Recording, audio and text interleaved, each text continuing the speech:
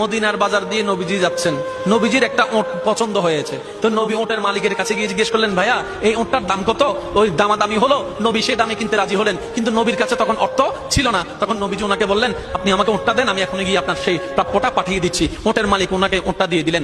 আশেপাশে যারা ওটের মালিক ছিল সবাই জিজ্ঞেস করতেছে, এই পাগলা, তুমি কি যাকে ওট দিয়েছো তাকে চিনো? বলে যে না। নাম জানো? বলে যে না। পরিচয় জানো? বলে যে না। ঠিকানা জানো? না। তো তুমি যে ওটটা দিয়ে দিলা, উনি যদি ওটার টাকাটা না ফাটায় তখন তো তুমি লসের মধ্যে চলে যাবা। সে ওটের মালিক বলে, এত সুন্দর নুরানি চেহারাওয়ালা কখনো বাটপার হতে পারে না, কখনো চিটার হতে পারে না, কখনো মিথ্যুক হতে পারে না। ওনার চেহারা দেখেই তো আমি উট বিক্রি করার আগে মনটাই বিক্রি করে দিয়েছি, মনটাই বিক্রি করে দিয়েছি, মনটাই বিক্রি করে দিয়েছি। তোমরা যাই বলো, আমার মন বলে উনি আসবেই আসবে, টাকাটা পাঠাবেই পাঠাবে। এই কথা বলতে না বলতে কিছুক্ষণ পরে নবীজির একজন সাহাবা এসে বলছেন, একটু আগে একজন ওট নিয়ে গিয়েছেন, কাছ থেকে ওটের মালিকটাকে একটু দেখতে চাই। উনি বলে যে আমার থেকে। তো উনি বললেন, আমাদের নবী আপনার থেকে ওটা নিয়ে গিয়েছেন, ধরেন ওটের টাকাটাও দিয়েছেন, আপনাদের খাবার জন্য কিছু খেজুর হাদিয়া পাঠিয়েছেন, খেজুর হাদিয়া পাঠিয়েছেন। ওই ওটের মালিক বলে, ভাইয়া টাকাটাও রাখেন, খেজুরটাও রাখেন, আগে আমাকে ওনার কাছে নিয়ে যান। আমি উট বিক্রি করি নাই, আমার দিলটাই বিক্রি করে দিয়েছি। ওনার চেহারা মোবারক দেখে আমার মনটাই পাল্টাই গিয়েছে, আমি কালিমা পড়ে মুসলমান হয়ে যেতে রাজি আছি। সুবহানাল্লাহ।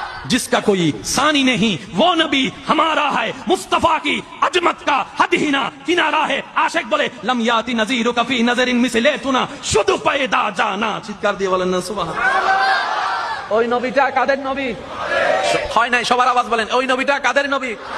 আমাদের কি ভাগ্য সেই নবীর উম্মত হতে পেরেছে। আর একটু জোরে।